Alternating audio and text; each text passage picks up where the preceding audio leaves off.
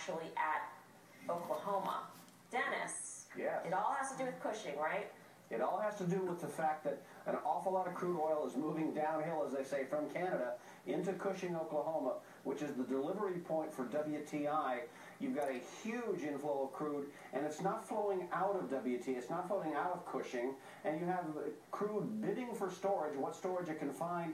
Pick a number. There's somewhere between 48 to 52 million bushel or barrels of crude that are deliverable, that are storable in Cushing, and it's filling up at a rapid pace. On the other hand, Brent, which used to sell at a $2 discount to WTI, is now at a $15 premium.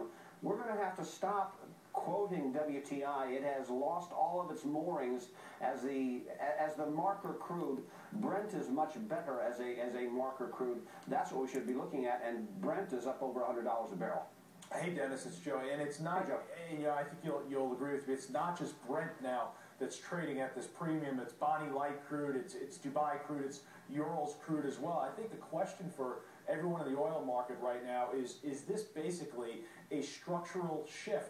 Yes. When you look at Cushing, the infrastructure is not there in place. That's why I think the refiners are doing well. That's why the truckers are doing well, because they're actually driving that oil down to the Gulf Coast. Do you think it's basically structural? Oh, it is, Joe. It's absolutely structural. It's not going to go away next week. It's not going to go away next month. It's not going to go away next year.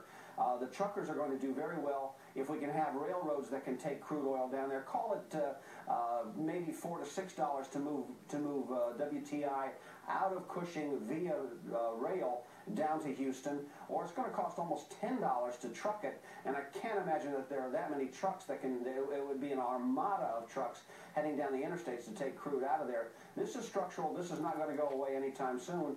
You pick a number as to where you think the Brent WTI crude spread could go to.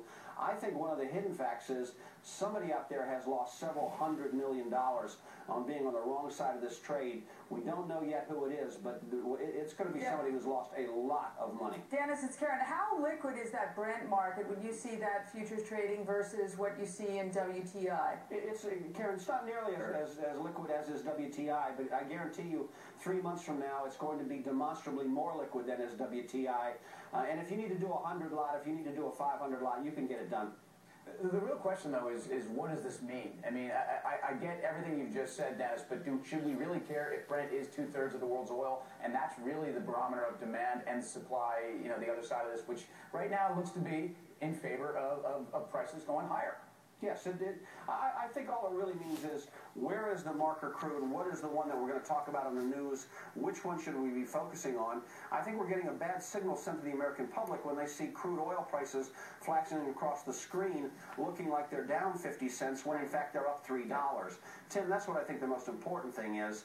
Crude's actually up and up rather dramatically, but if you look at what we have here in the United States, you'd think it's actually down. Right. Dennis, thanks so much. Always good to talk to you. Dennis Gartman, the world-renowned Gartman letter. Joe, quickly.